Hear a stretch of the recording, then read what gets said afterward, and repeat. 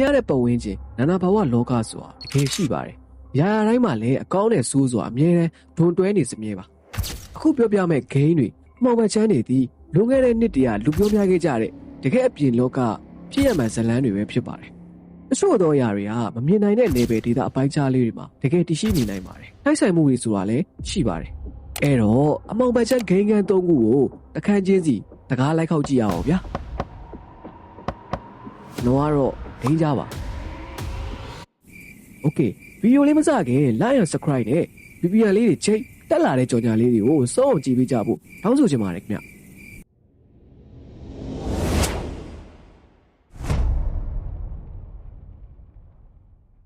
GTA San Andreas ကားတကူလို့လူသိများတဲ့ GTA San Andreas ဂိမ်းကို2004နဲ့2005ခုနှစ်တွေမှာစတင်ထုတ်ဝေခဲ့ပါတယ်။ဂိမ်းထွက်ပြီးတနည်းနည်းအကြာမှာ San Andreas နဲ့ပတ်သက်ပြီးတော့YouTube ဗီဒီယိုကလစ်တွေရတဲ့တစ်စက် Golf ကားဆိုပြီးလူပြောများခဲ့ကြတဲ့အကြောင်းအရာလေးတစ်ခုရှိတယ်ဗျ။သကောင်းကျော်အချိန်တွေမှာဂိမ်းကိုဖွင့်ပြီးတော့မတ်ကိုအနှဲငယ်လောက်ချဲ့လိုက်မယ်ဆိုရင်အနောက်ဘက်တောက်နေရာလေးက Black Ovion လို့ခေါ်တဲ့တစ်တော်နက်နက်ကြီးတစ်ခုရှိပါတယ်။အဲဒီဘက်ချမ်းမှာမြို့တွေမရှိဘူး။မီးလင်းအောင်မရှိဘူး။လူသွားလူလာရင်လည်းမရှိပါဘူး။တင်ကကားလေးတစ်စီးနဲ့သွားဗီဒီယိုတန်လေးကိုပိတ်ထားပြီးစမ်းသပ်ကြည့်မယ်ဆိုရင်တွေ့ကောင်းတွေ့ရနိုင်ပါတယ်။အဲဒီနေရာကို GTA Community ထဲမှာမင်းစုံလို့လည်းခေါ်ရဗျ။တစ်ဖူရှာသူတွေGolf ခဲရှာသူတွေကများစွာလာခဲ့ကြတော့လေလူအနည်းစုသာတတိထားမိခဲ့တဲ့ຢာလည်းဖြစ်ပါတယ်။ဒါဆိုမြင်ခဲ့ရတဲ့သူတွေကဘာပြောကြလဲ။ Golf ရှာဖွေနေတဲ့ player တယောက်ဟာဒီလိုပဲပြောခဲ့ပါတယ်။တောင်ပေါ်လန်းတွေကအရန်ကိုတိတ်ဆိတ်နေပါတယ်။ထင်မှတ်မထားပဲရုတ်တရက်အဝေးကနေလှုပ်ရှားမှုတစ်ခုကိုတွေးလိုက်ပါတယ်။ညိုနေနေတဲ့ဟာကားလေးတစ်စီးဟာဖြည်းဖြည်းချင်းလိမ့်ဆင်းလာခဲ့တာကိုလည်း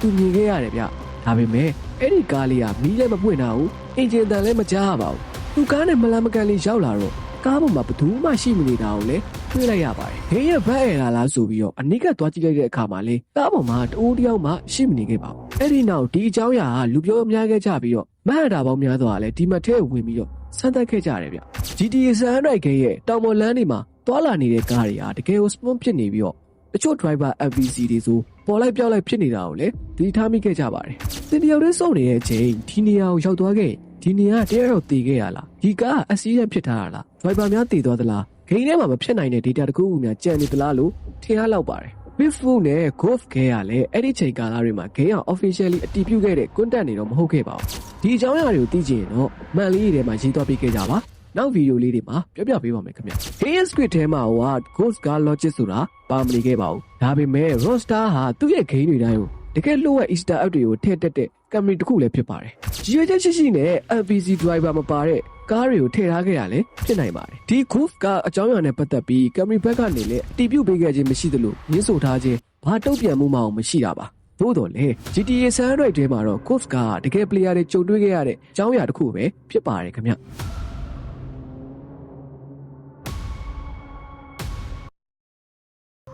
Call of Duty Modern Warfare 2 No Russia Mission 2009ခုနှစ်ကထွက်ရှိခဲ့တဲ့ Modern Warfare 2ထဲမှာ No Russia လို့ခေါ်တဲ့ mission တစ်ခုပါခဲ့ပါတယ်ဒီ mission စမှာတင်ဟာ Russia Terrorist Group တွေကို undercover ဝင်ခဲ့တဲ့ CIA agent တယောက်အနေနဲ့ရှိနေပါတယ် Macro လို့ခေါ်တဲ့ခေါင်းဆောင်က Moscow လေဆိပ်ထဲကိုဝင်ပြီးအပြစ်မဲ့တဲ့ပြည်သူတွေကိုတနက်နဲ့ပစ်ခတ်တပ်ဖြတ်ခဲ့ပါတယ် player အနေနဲ့တင်ဟာပြစ်လို့လဲရတယ်အပြစ်ပဲလဲနေနိုင်ပါတယ်ဒါပေမဲ့ mission ကတော့ဆက်လက်ဖြစ်ပွားနေစေပါဂိမ်းရဲ့ concept အတွက်ထည့်ထားတဲ့ဒီစင်းလေးတစ်ခုဟာတိုက်ဆိုင်မှုတွေများပြီးရင်းပွားမှုတွေများစွာလည်းရှိခဲ့ပါတယ်ဒီ mission ထွက်ပြီး2နှစ်အကြာ2017ခုနှစ်မှာရုရှားရဲ့ Domodedovo International Airport ဟာတကယ်အကြမ်းဖက်တိုက်ခိုက်မှုဖြစ်ပွားခဲ့ပါတယ်နောက်ပိုင်း2013နဲ့2016ဒီမှာလည်းလေဆိပ်နဲ့အများပြည်သူစုဝေးရာနေရာတွေမှာအလားတူဖြစ်ရတဲ့များစွာကိုဂိမ်းထဲကဆင်းတဲ့တူညီမှုတွေကြောင့်ဂိမ်းကအနာဂတ်ကိုခံမှန်းထားတာလားဒီလိုစင်းမျိုးကထဲ့တင်လားမထည့်သေးဘူးလားဆိုတာတွေကိုဆွေးနွေးခဲ့ကြပါတယ်။ဒါပေမဲ့ဂိမ်းကအကြမ်းဖက်မှုကိုအားပေးထားတာတော့မဟုတ်ပါဘူး။ terrorism ရဲ့ရက်စက်မှုကိုပြချင်တာရဲ့